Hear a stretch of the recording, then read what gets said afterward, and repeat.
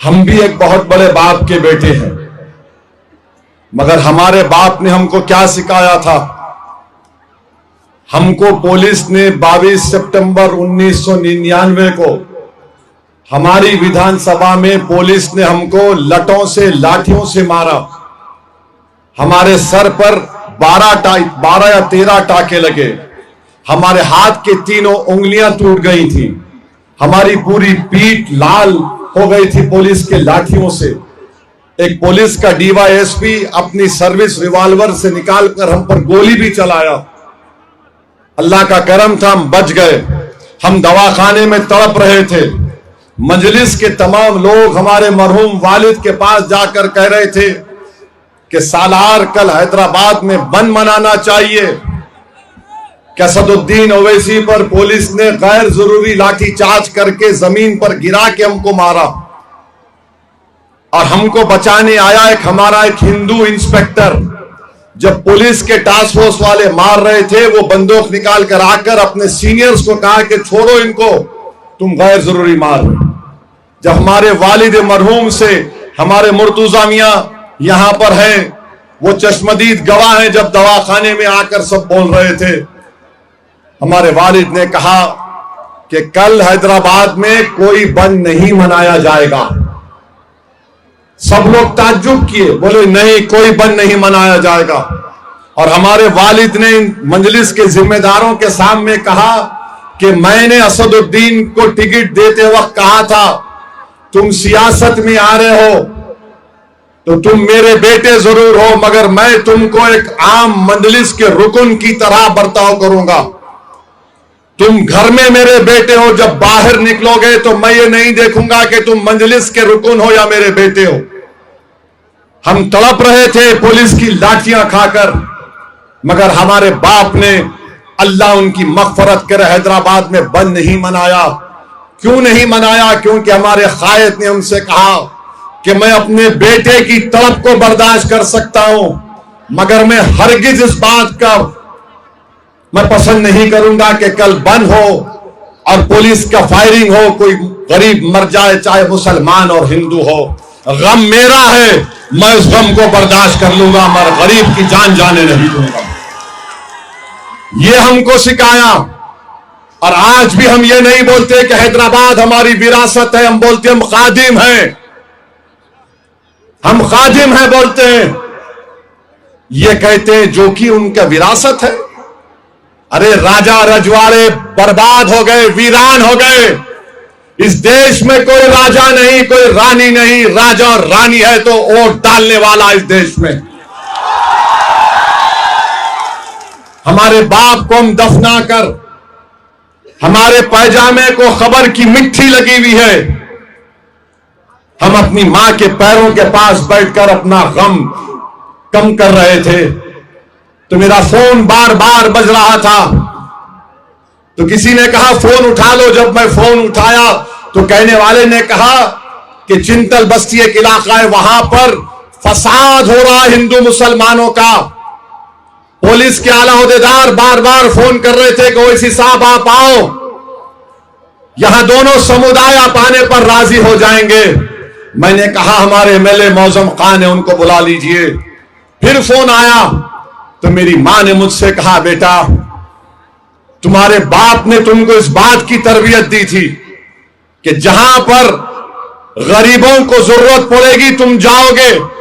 अगर आज तुम नहीं जाओगे तो हमारी अम्मा ने कहा कि तुम्हारा बाप वाकई में मर गया।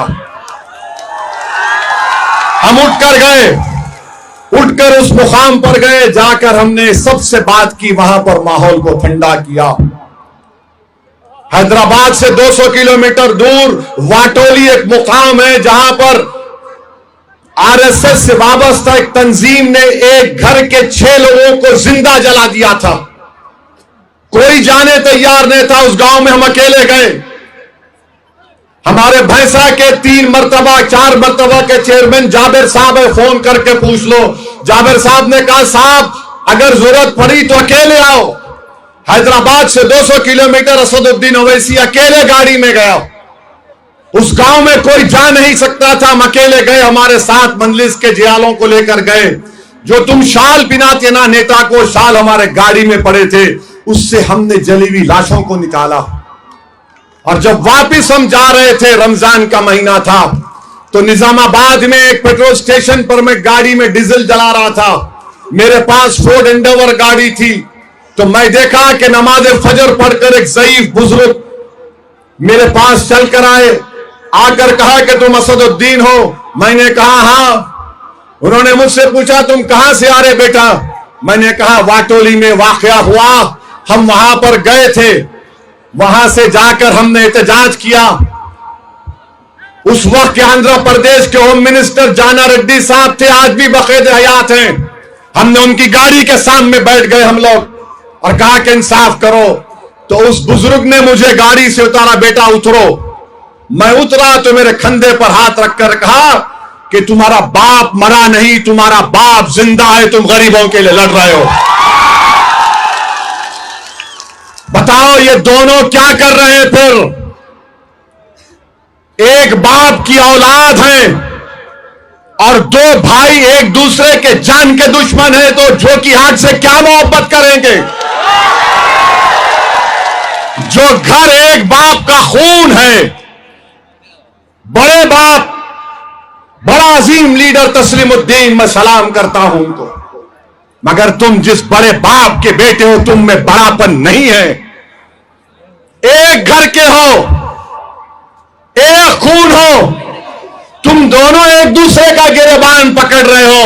जोकीहाट की जनता सुनो, जोकीहाट के गरीबों सुनो, जोकीहाट की मेरी मां और बहनों सुनो, जोकीहाट के नौजवानों जिसका मुस्तकबिल तुम्हारा है।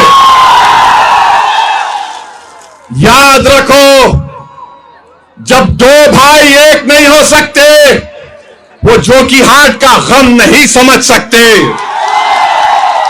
जब दो भाई एक दूसरे से लड़ रहे हैं, तो वो क्या बीजेपी से लड़ेंगे? तो आपको मुर्शिद आलम को कामयाब करना है। मुर्शिद आलम एक गरीब जरूर है, मगर मुर्शिद आलम लड़ने वाला है, मर मिटने वाला है। किसी माइका लाल के आगे झुकने वाला मुर्शिद आलम नहीं है। तो मेरे अजीज दोस्तों और बुजुर्गों, ये इलेक्शन किसी की विरासत को बचाने का काम नहीं है, ये इलेक्शन सीमांचल को बचाने का काम करना है। ये इलेक्शन जोकीहाट से विरासत को जड़ पैर से निकालकर नदी में फेंकने का काम 11 तारीख को आपको करना है। ये इलेक्शन एक गरीब के बेटे को काम क्या आप करना है, जिसका नाम मुर्शिद आलम है। क्या आप करेंगे? क्या जोकीहाट किसी की विरासत है? क्या हम किसी के गुलाम हैं? हम रसूलुल्लाह सल्लल्लाहु अलैहि वसल्लम के गुलामों के गुलाम हैं। हमारी विरासत है तो सीरत है, किसी और की विरासत नहीं हो सकती हमारी। दूसरी बात, 5 साल पहले हमने जिसको टिकट दिया वो हमारे पास आया था, रो रहा था ये शाहनवाज, बोला कि भाई कोई मेरा हाथ पकड़ने तैयार नहीं है।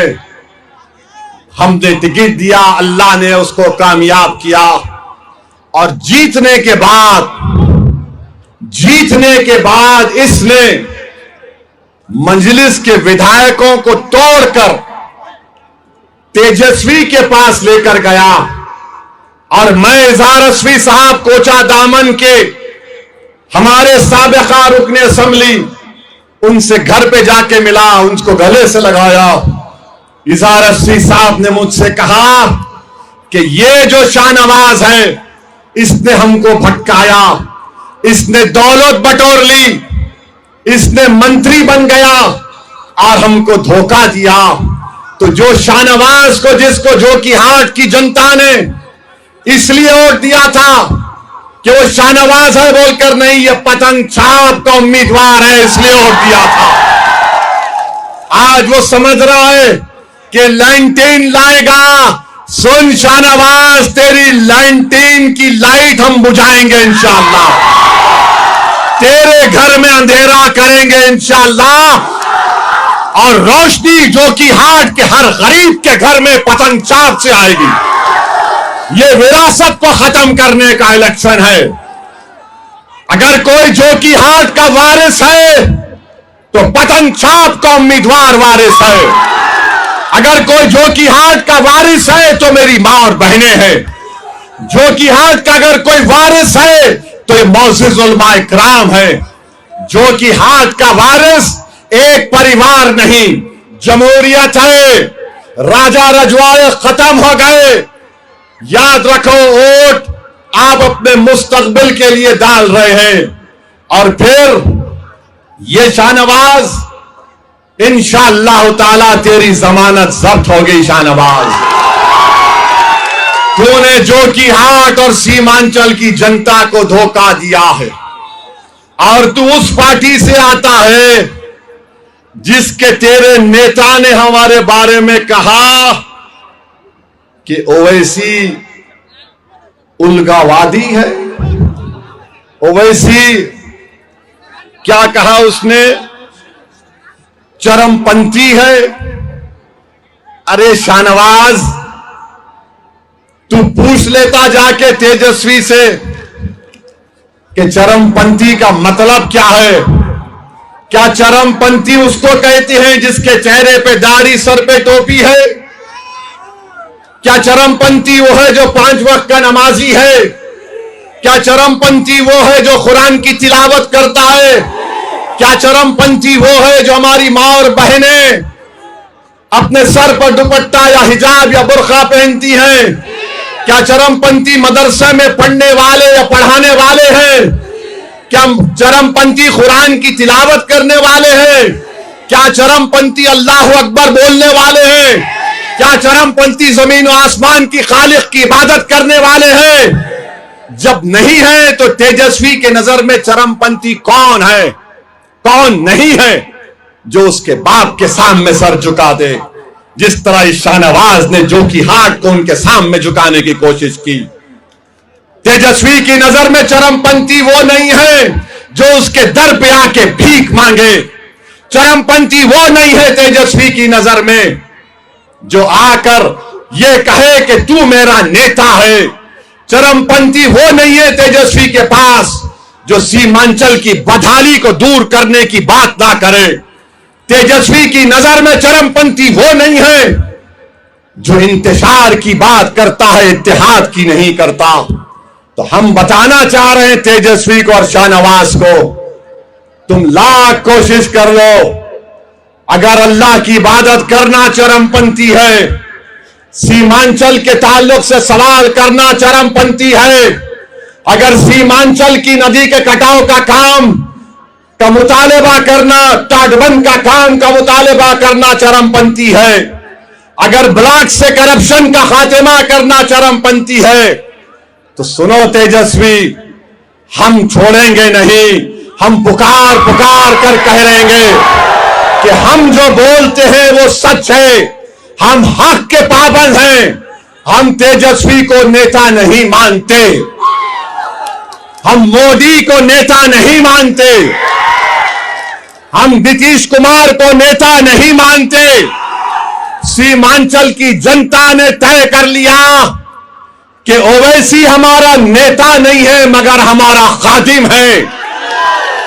उन्होंने खादिम को पसंद किया खिदमत के नाम पर, और सीमांचल की लड़ाई जारी और सारी रहेगी। सीमांचल को हम नहीं छोड़ने वाले हैं। और आपको हम बता रहे हैं, ये तेजस्वी जो हमको चरमपंथी बोलता है ना, इसका मिसाल आपको देते हैं। इसका पूरा शिजरा निकाल कर लाए, इसका पूरा शिजरा निकाल कर आए। इसने सुनो सुनो, इसने शाहनवाज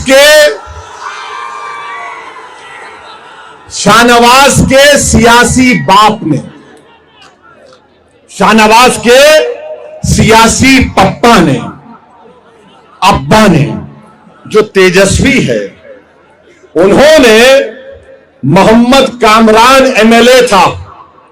कहां से था? गोविंदपुर नवादा से।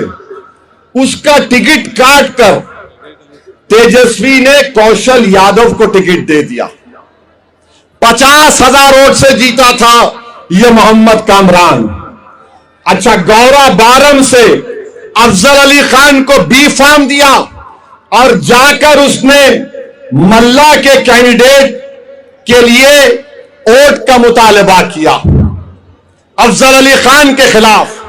तीसरा, इसने ये जो मुकेश सहनी साहब हैं, जब उनसे पूछा गया कि आपने एक मुसलमान को भी टिकट नहीं दिया, तो मुकेश सहनी साहब ने कहा कि हम क्या कोई सिनेमा का टिकट बांट रहे हैं, यह चरमपंथी नहीं है। फिर जब लोगों ने पूछा तेजस्वी से कि दिल्ली में तुम्हारे युद्ध की सदर मीरा हैदर है जो 5.5 साल से जेल में है, तुम उसके लिए बात नहीं करते, तो तेजस्वी गूंगा हो जाता। और फिर तेजस्वी ने दीपक यादव को नरकटियागंज से टिकट दिया। कौन है दीपक यादव, मालूम आपको? कौन है, जानते आप? इसका एक तस्वीर है, तलवार बांट रहा है आरएसएस के फंक्शन में। इसका एक तस्वीर है, यह विश्व हिंदू परिषद का बैनर लेकर काम कर रहा है और नरकटियागंज से यह तेजस्वी यादव ने दीपक यादव को टिकट दिया। अब आपको फैसला करना है कि क्या आप, जो आपको गद्दारी किया, जो आपको धोखा दिया, क्या आप उसका साथ देंगे या पतन छाप का साथ देंगे? दूसरी तरफ हाँ, पतंग छाप ही होगा। दूसरी तरफ स्कूल का बैग लेकर एक पार्टी आया है।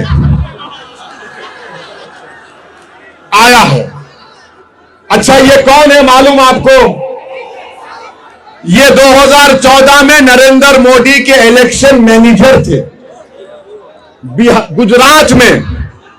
2012 से उन्होंने मोदी को प्रधानमंत्री बनाने का काम गुजरात से शुरू किया, उसको प्रधानमंत्री बनाया। चाय पे चर्चा, 15 लाख अकाउंट में आएंगे, 1 करोड़ नौकरी दिया जाएगा, ये सब झूठ इन्होंने मोदी की जबान से बुलवाया। तो जो 2012 से 14 तक मोदी के लिए काम किया, वो क्या जोकीहाट का वोट ले पाएगा? बताओ, जो 2012 से 2014 तक मोदी को प्रधानमंत्री बनाने का काम किया, क्या तुम उसका साथ दोगे? और फिर इसने क्या किया? एक मनीष कश्यप को टिकट दिया। ये चन्नपटना का उम्मीदवार है। ये कौन मनीष कश्यप है? ये वो मनीष कश्यप है जो मोदी का सबसे बड़ा राज दुलारा है। ये वो मनीष कश्यप है, जब 2019 में पुलवामा का हमला हुआ था हमारे सीआरपीएफ के बहादुरों पर, तो इसने पटना में कश्मीर से जो लोग गरीब आकर अपना दुकान पे बेचता है, उनको मारा इसने। चन्नपटिया से मनीष कश्यप को बैग वाले ने अपना उम्मीदवार बनाया। अब फैसला आपको करना है। ये बैग वाले साहब भी हमको बोलते हैं, ओवैसी साहब आपको नहीं आना चाहिए था बिहार को। अरे भैया, तुम मोदी को प्रधानमंत्री बनाने का काम किए। मैं सरफराज साहब से पूछना चाहता हूं, सरफराज साहब, आप और आपकी पार्टी का अध्यक्ष क्या बिल्किस बानो से मिलने को तैयार हैं? क्या जकिया जाफरी के बेटी से मिलने को तैयार हैं? कौन है बिल्किस बानो? गुजरात में जब मोदी मुख्यमंत्री थे, तो बिल्किस बानो को उनके पड़ोसियों ने, 11 लोगों ने बिल्किस बानो की इज्जत लूटी थी। बिल्किस बानो हामिला थी। बिल्किस बानो की 15 महीने की बच्ची को उसके सामने कत्ल कर दिया गया।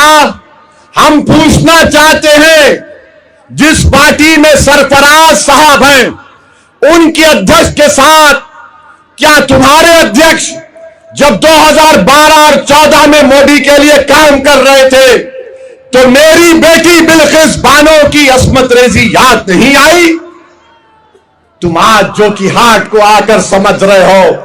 मां और बहनों, याद रखो, ये बैग वाले की वो पार्टी है जिसने बिल्किस बानो को इंसाफ नहीं दिलाया था।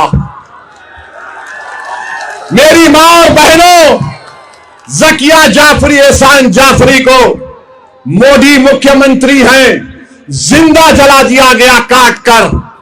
क्या सरफराज साहब और उनके पार्टी के अध्यक्ष जकिया जाफरी की, एहसान जाफरी की बेटी से मिल सकते? नहीं मिल सकते। अरे नुकसान तो मेरा हुआ ना, जब से मोदी प्रधानमंत्री बने, ट्रिपल तलाक का कानून बना। नुकसान किसका? मेरी मां और बहनों का। CAA का कानून मजहब की बुनियाद पर बनाया गया। किसको निशाना बनाया गया? मुझे बनाया गया। UAPA का कानून सख्त कर दिया गया। कौन जेल में सड़ रहा है? मीरा हैदर सड़ रही है। वक्फ का काला कानून बना दिया मोदी ने, जिससे मस्जिद, दरगाह और खानखा को छीनना चाहते हैं।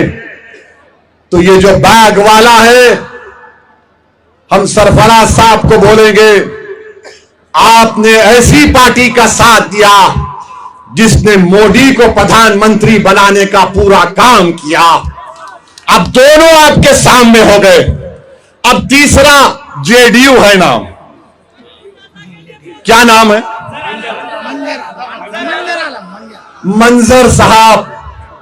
मंजर साहब, अगर कोई मस्जिद को छीन ले तो तुम खामोश बैठोगे? अगर कोई दरगाह को छीन ले, खामोश बैठोगे? मंजर साहब, वक्फ का मालिक कौन होता है? अल्लाह होता है या कोई इंसान होता है? बताओ। मस्जिद किसी की जात की मिल्कियत होती है कि रब्बे करीम की होती है?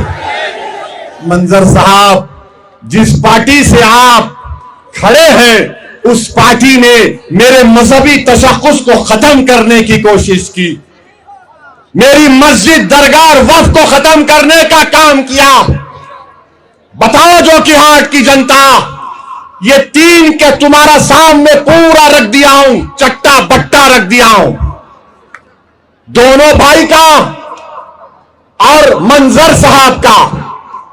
अब एक तुम्हारे सामने ये गरीब खड़ा है, ये मासूम खड़ा है, जो किसी बड़े बाप का बेटा नहीं, मगर इसका बाप बड़ा गयूर था, जो तुम्हारी तरह आम आदमी है, जो कि हाट को विरासत नहीं समझता, बल्कि यह समझता कि मैं विधायक बनूंगा तो खिदमत करके अपनी आखिरत का सौदा कर लूंगा। अब आपको 11 तारीख के दिन फैसला करना है। और तेजस्वी, तुम सुन लो, तेजस्वी तुम सुन लो, तुमने हमको गाली दी ना, सीमांचल का हर दाढ़ी वाला, हर टोपी पहनने वाला, सीमांचल की हमारी हर वो मां, बहन, बेटी जो सर पर दुपट्टा लगाती है, वो 11 तारीख को तुमको बताएगी कि चरमपंथी बोलने का क्या अंजाम होता है। जवाब देंगे ना? मेरी मां और बहनें हाथ उठाकर बोलिए, आप जवाब देंगे? डरिए मत, डरिए मत। ये लड़ाई मान सम्मान की है, कोई आकर हमको बदनाम नहीं कर सकता। अरे ये तेजस्वी जो बोला है ना, ऐसा लग रहा है कि हकीकी मानों में मोदी का छोटा भाई बन चुका है। तो मेरे अजीज दोस्तों और बुजुर्गों, 8 तारीख को भी हम आएंगे, 9 तारीख को भी आएंगे इंशाअल्लाह ताला। आप आएंगे, आप 8 को आएंगे, 9 को आएंगे, थक तो नहीं जाएंगे। अब लड़ाई पटना की कुर्सी की है, अब लड़ाई सीमांचल का बेटा मुख्यमंत्री बनेगा, अब लड़ाई गद्दार को हराने की है, अब लड़ाई विरासत को खत्म करने की है, अब लड़ाई जनता के राज को कामयाब करने की है।